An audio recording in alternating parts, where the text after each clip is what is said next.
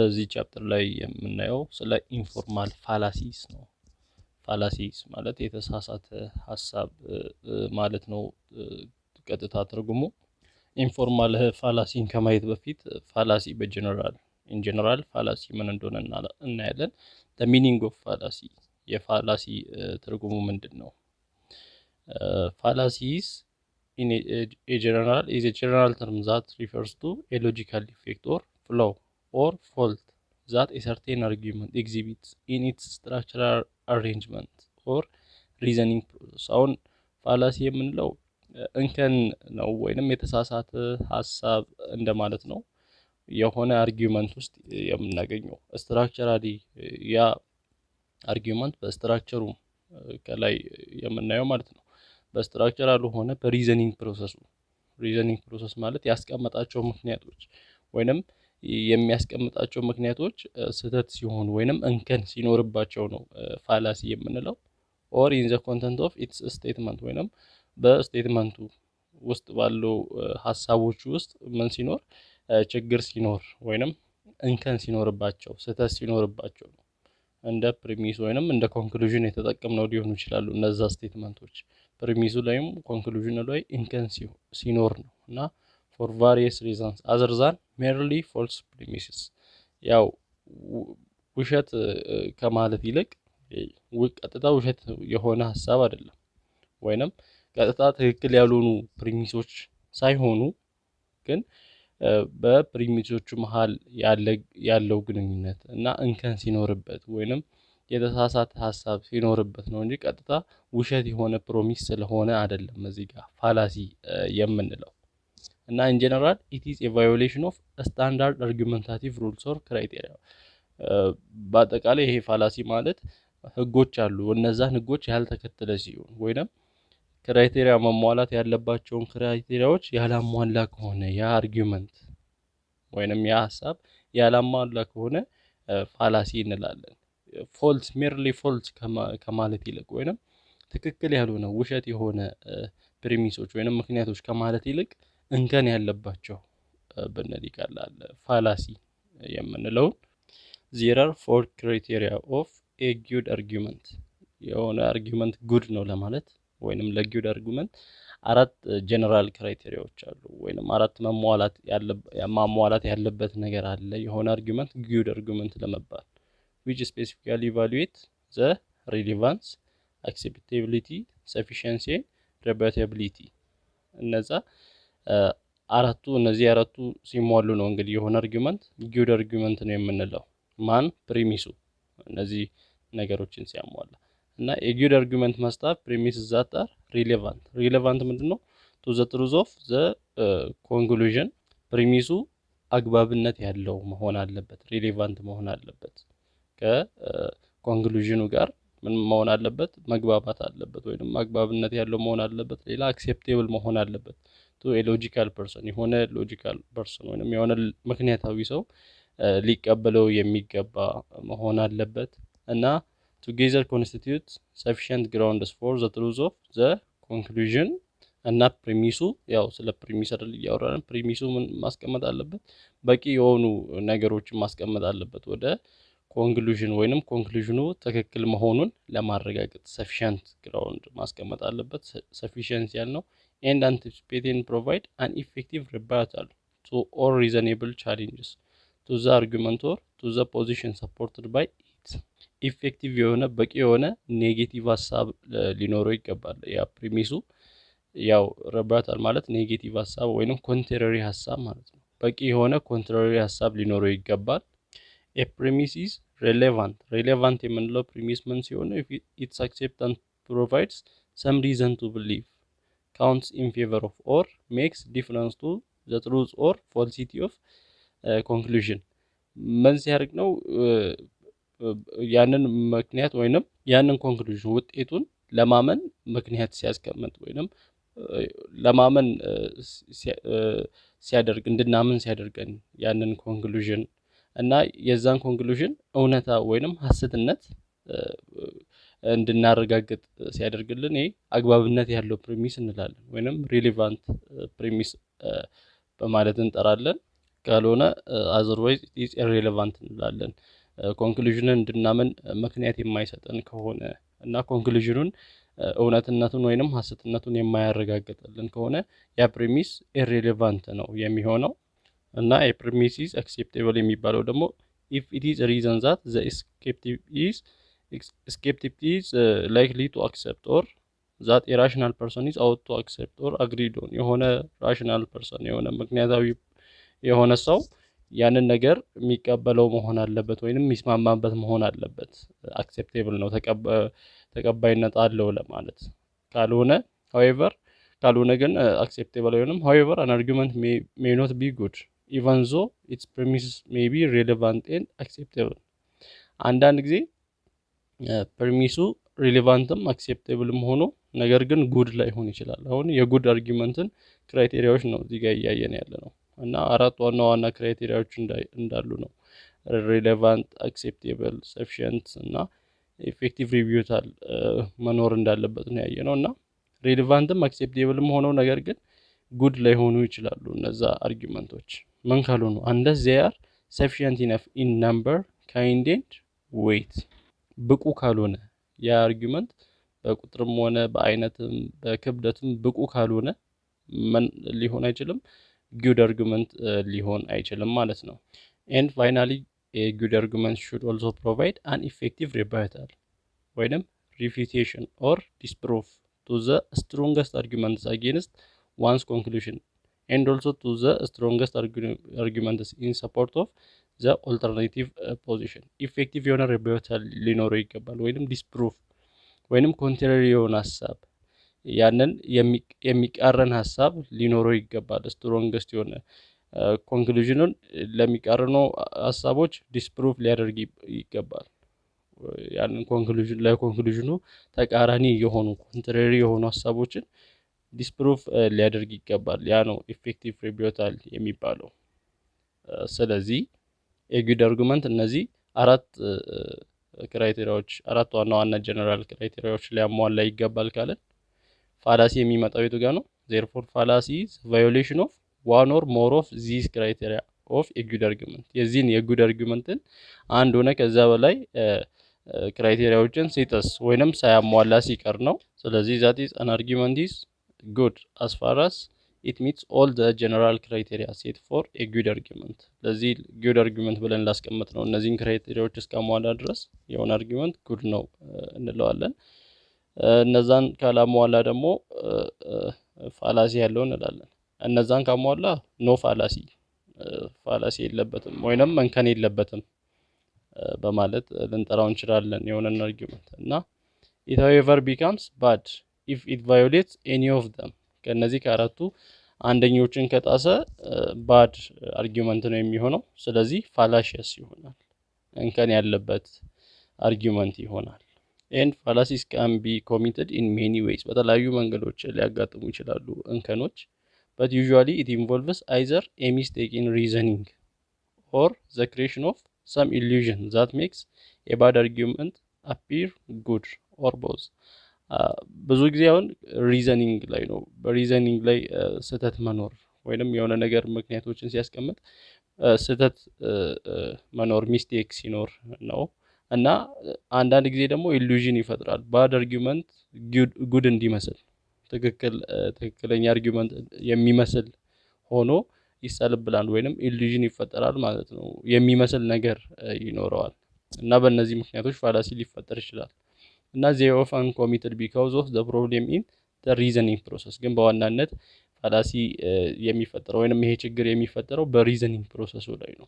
በሚያስቀምጧቸው ምክንያቶች ትክክል ያልሆኑ ምክንያቶችን በሚያስቀምጡበት ጊዜ or the form of the argument ወይንም በአርጊመንቱ ፎርም ምን አይነት አርጊመንት ነው ፎርሙሌት የሆነው ወይንም የተሰራው or defects in the content of statements used as premise or conclusion እንደ ፕሪሚስ ወይንም እንደ ኮንክሉዥን በተጠቀምነው ስቴትመንቶች ላይ ችግር ሲኖርባቸው ነው ፋላሲ የሚፈጠረው እና for that matter both deductive and inductive arguments may contain fallacies ስለዚህ ዲዳክቲቭ የምንለው ኢንዳክቲቭ የምንላቸው አርጊመንቶች ያው ዲዳክቲቭ ማለት ከጀነራል ወደ ስፔሲፊክ ስንሄድ ነው ኢንዳክቲቭ ደግሞ ከስፔሲፊክ ወደ ጀነራል የሚሄድ የአርጊውመንት አይነት ነው። ስለዚህ በዲዳክቲቭም በኢንዳክቲቭም አርጊውመንቶች ላይ ፋላሲ ሊያጋጥም ይችላል። ኢፍ ዜ ዱ ዜ አር አይዘር አንሳውንድ ኦር አንኮንጀንት። ስለዚህ ፋላሲ ካለ ምን እንላለን? አንሳውንድ ወይንም አንኮንጀንት እንላለን። ዲፔንዲንግ ኦን ዘ ካይንድ ኦፍ አርጊውመንት፣ አርጊውመንቱ ላይ ዲፔንድ ሆነን የአርጊውመንቱ አይነት ላይ ዲፔንድ ሆነን። ኮንቨርስሊ ኢፍ አን አርጊውመንት ኢዝ አንሳውንድ ኦር አንኮንጀንት ኢት ሃዝ ዋን ኦር ሞር ፎልስ ፕሪሚሲስ ኦር ኢት ኮንቴንስ ኤ ፋላሲ ኦር ቦዝ። የሆነ አርጊውመንት አንሳውንድ ነው ካልን ወይንም አንኮንጀንት ነው ካልን ምን አለ ማለት ነው? አንድ ወይንም ከዛ በላይ የሆኑ ፎልስ ፕሪሚሶች አሉ። ያው ፕሪሚስ አለው የሆነ አርጊውመንት። ፕሪሚሱ ምናልባት ፕሪሚሶቹ ፎልስ ከሆኑ ወይንም ፋላሲ ካለባቸው ወይንም ሁለቱም ስህተት ካለባቸው አንሳውንድ እንላለን ወይንም አንኮንጀንት እንላለን። ምን ሲሆን ፕሪሚሶቹ የአርጊውመንቱ ፕሪሚሶች አንድ ወይንም ከዛ በላይ ፕሪሚሶቹ ፎልስ ሲሆኑ ስህተት ሲሆኑ አሊያም ፋላሲ ሲኖርበት አርጊውመንቱ ወይንም በሁለቱም ኬዝ በቦዝ ኬዝ የሆነን አርጊውመንት አንሳውንድ ወይንም አንኮንጀንት እንለዋለን። ታይፕስ ኦፍ ፋላሲስ፣ አሁን የፋላሲ አይነቶችን ነው የምናየው። ፋላሲስ አር ዩዥዋሊ ዲቫይድድ ኢንቱ ቱ ግሩፕስ ፎርማል ኤንድ ኢንፎርማል። በሁለት ይመደባሉ ፋላሲ ወይንም እንከን ፎርማል እና ኢንፎርማል በመባል ዲፔንዲንግ ኦን ዘ ካይንድ ኦፍ ፕሮብሌምስ ኦር ዲፌክትስ ዜ ኮንቴን እና ባላቸው ፕሮብሌም ወይንም ውስጣቸው ባለው ችግር ምክንያት በእነዚህ በሁለቱ እንከፍላቸዋለን ማለት ነው ፋላሲ። አርጊውመንትስ ሜይ ኮሚት አይዘር ፎርማል ኦር ኢንፎርማል ፋላሲ።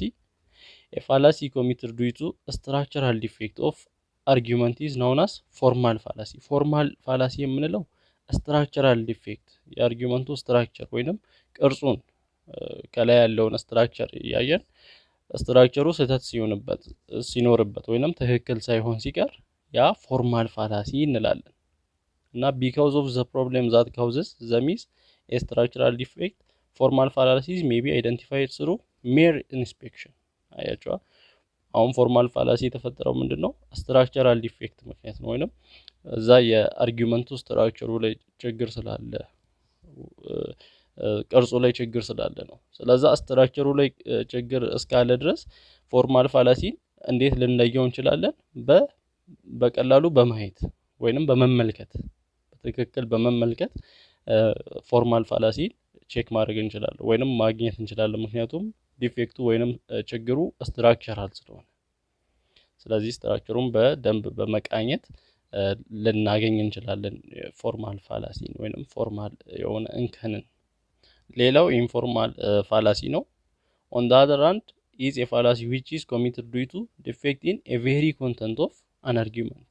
በአርጊውመንቱ ይሄ ደግሞ በኮንተንቱ ችግር ምክንያት ወይንም በኮንተንት ዲፌክት ምክንያት ኮንተንቱ ሲበላሽ የአርጊውመንቱ የውስጣዊ ኮንተንቱ ሲበላሽ ነው ይሄ ኢንፎርማል ፋላሲ የሚፈጠረው። አዘር ዛን ኢን ስትራክቸር ፎርም፣ ስትራክቸሩ አይደለም ወይንም ከላይ ያለው ቅርጹ አይደለም። ስትራክቸሩ ላይ ዲፌክት ሲኖረው ፎርማል ፋላሲ እንደሆነ አይተናል። ኢንፎርማል ሲሆን ግን ኮንተንቱ የአርጊውመንቱ ኮንተንት አርጊውመንቱ ውስጡ የያዘው ሀሳቡ ችግር ሲኖርበት ነው ኢንፎርማል ፋላሲ የሚባለው። እና ቢካውዝ ዜ ሃቭ ዘ ኤቢሊቲ ቱ ሃይድ ዜር አርጊውመንታቲቭ ፎርምስ ኢንፎርማል ፋላሲስ ካንኖት ቢ አይደንቲፋይድ ስሩ ሜር ኢንስፔክሽን። አያችዋ በፎርማል ፋላሲ ጊዜ በኢንስፔክሽን ወይንም በቀላሉ በመመልከት ስትራክቸራል ስለሆነ ዲፌክቱ በመመልከት ፋላሲውን ማግኘት እንደምንችል አይተናል። ኢንፎርማል ፋላሲ ግን ስትራክቸራል ስላልሆነ ያ ማለት የተደበቀ ይሆናል ማለት ነው። ወይንም ኮንተንቱ ውስጥ ስለሆነ ውስጣዊ ስለሆነ የመደበቅ እንትን አለው አርጊውመንቱ ችግሩ ዲፌክቱ። ስለዛ በኢንስፔክሽን ወይንም በመመልከት ብቻ አይደንቲፋይ ማድረግ አንችልም፣ መለየት አንችልም ኢንፎርማል ፋላሲዎች። ስለዚህ ምን ያስፈልጋል? ዲቴይል የሆነ አናላይሲስ ትንተና ያስፈልጋል፣ መገምገም ያስፈልጋል፣ በዲቴይል በስፋት በጥልቀት ማየት ያስፈልጋል ያንን አርጊውመንት ኢንፎርማል ፋላሲዎችን ለማግኘት። ፎርማል ፋላሲስ አር ፋውንድ ኦንሊ ኢን ዲዳክቲቭ አርጊውመንትስ ዛት ሃቭ አይደንቲፋይብል ፎርምስ። ፎርማል ፋላሲዎችን ብዙ ጊዜ የምናገኘው በዲዳክቲቭ አርጊውመንቶች ውስጥ ብቻ ነው። ዲዳክቲቭ አርጊውመንት ማለት ከጀነራል ሀሳብ ወደ ስፔሲፊክ ሀሳብ የሚሄድ የአርጊውመንት አይነት ነው። ዲዳክቲቭ ሲባል ጠቅለል ካለው ከሰፊው ወደ ነጠላ ሲወርድ ነው። እና እነዚህ ያው ዲዳክቲቭ አርጊውመንት ስንል እንደ ካታጎሪካል ሳይሎጂዝም፣ ዲስጃንክቲቭ ሳይሎጂዝም፣ ሃይፖቴቲካል ሳይሎጂዝምስ።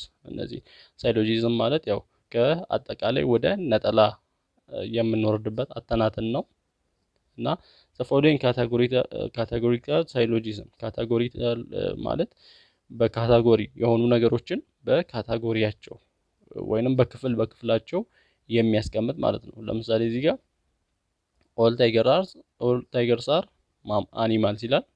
ከዛ ኦል ማማልስ አር አኒማልስ፣ ከዛ ዜርፎር ኦል ታይገርስ አር ማማልስ። አሁን ምንድነው ይሄ? ካታጎሪካል ነው ይሄ ሳይሎጂዝም ስናየው፣ ወይንም የሆኑ ክፍሎች ውስጥ እየከተተ ነው። ታይገሮችን አኒማል ክፍል ውስጥ እና ማማሎችን እነዚህ በዚህ በካታጎሪ ሲያስቀምጥ ለዛ ነው ካታጎሪካል ሳይሎጂዝም የተባለው። እና ይሄ ፋላሲው ምንድን ነው ስናየው ሁሉም ነብሮች እንስሳቶች ናቸው እያለ ነው። ከዛ ሁሉም አጥቢዎች ደግሞ እንስሳቶች ናቸው። ስለዚህ ሁሉም ነብሮች አጥቢዎች ናቸው እያለ ነው። ሐሳቡን ስናይ ፋላሲ ያለበት ወይንም ችግር አለበት፣ ሲያስቀምጠው ስህተት አለበት። እዚህ ሁሉም ነብሮች እንስሳ ናቸው አለ። ከዛ አጥቢዎች ደግሞ እንስሳ ናቸው። ስለዚህ አጥቢዎች ማለት ነብሮች አጥቢ ሊሆኑ ይችላሉ እያለ ነው። ይሄ ስህተት ነው። ነብሮች እንስሳ ናቸው፣ ትክክል ነው። ግን አጥቢዎች እንስሳ ስለሆኑ ብቻ ነብሮችን አጥቢ ናቸው እንድንል አያስችለንም። እዚህ ጋር ያለን ነብሮች እንስሳ እንደሆኑ ብቻ ነው የተነገረን። ነብሮች እንስሳ ስለሆኑ ብቻ አጥቢ ናቸው ማለት አይደለም ሐሳቡ። ስለዚህ እዚህ ጋር ችግሩ የተፈጠረው የቱ ጋር ነው? ስትራክቸሩ ላይ ነው። ኦል ታይገርስ አር አኒማልስ ብሎ እዚህ ጋር ማማልስ አር አኒማልስ ያለበት ቦታ ኦል አኒማልስ አር ማማልስ የሚል ቢሆን፣ አሁን ለምሳሌ ይሄን ስትራክቸሩን ስናየው ታይገር አሁን ኤ ቢሆን እና አኒማልስ የሚለው ደግሞ ቢ ቢሆን፣ ማማልስ የሚለው ሲ ቢሆን እና ያው አኒማልስ ምንድነው? ቢ ነው። ስለዚህ እዚህ ጋር ፎርሙን ስናየው ኦል ኤ አር ቢ እያለን ነው። ኦል ኤ አር ቢ ኤንድ ማማልስ ምንድነው? ሲ ነው። ኦል ሲ አር ቢ ዘን ኦል ኤ አር ሲ። ያው ታይገር ኤ ነው፣ ማማልስ ደግሞ ሲ ነው። እንደዚህ እያለን ነው። አሁን ስትራክቸሩን ስናየው እንዲህ አልነበረም መሆን የነበረበት።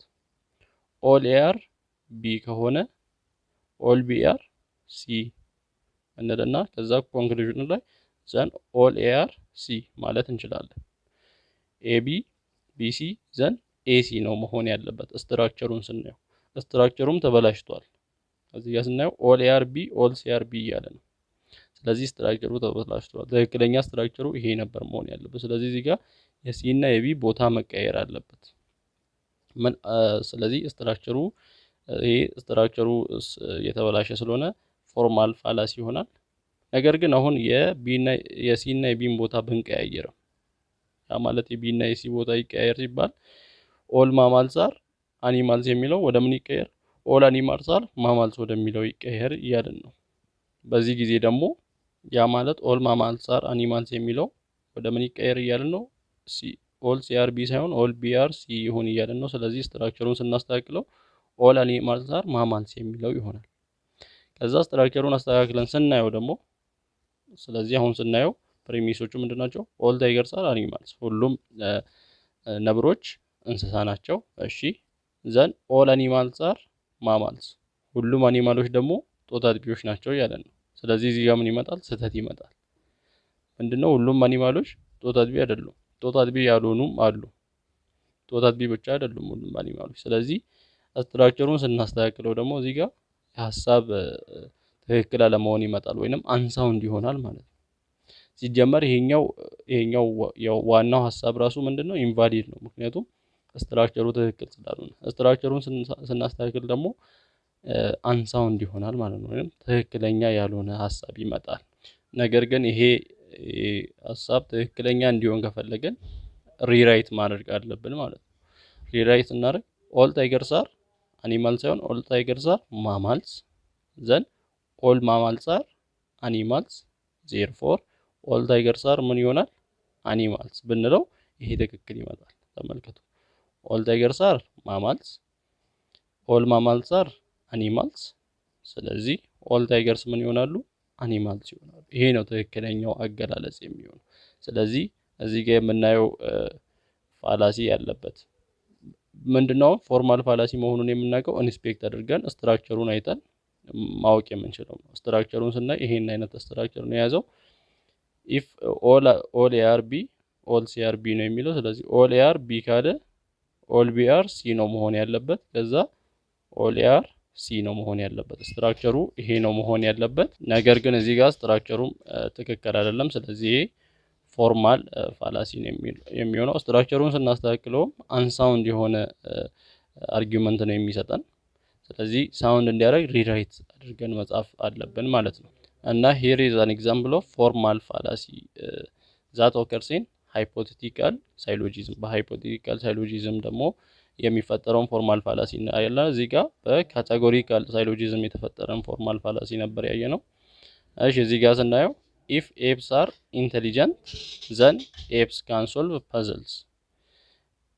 ጦጣዎች የማሰብ ብቃት ካላቸው ወይንም ኢንቴሊጀንት ከሆኑ ጦጣዎች ፐዝሎችን ሶልቭ ማድረግ ይችላሉ ነው የሚለው። ከዛ ኤፕስ ካን ሶልቭ ፐዝልስ፣ ጦጣዎች ፐዝልን ሶልቭ ያደርጋሉ። ዜርፎር ኤፕስ አር ኢንቴሊጀንት፣ ስለዚህ ጦጣዎች ማሰብ ይችላሉ እያለን ነው።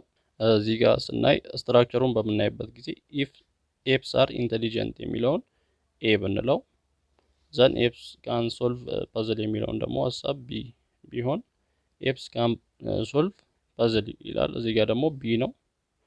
ዜርፎር ኤፕስ አር ኢንቴሊጀንት፣ ኤፕስ አር ኢንቴሊጀንት የሚለው ሀሳብ ደግሞ ይሄ ነው። ስትራክቸሩን ስናየው ኢፍ ኤ ይሄን አይነት ስትራክቸር ነው የሚይዘው። ኢፍ ኤ ዘን ቢ፣ ከዛ ቢ ከሆነ ኤ ይሆናል እያለ ነው። ነገር ግን እዚህ ጋር ምንድን ነው ያለን?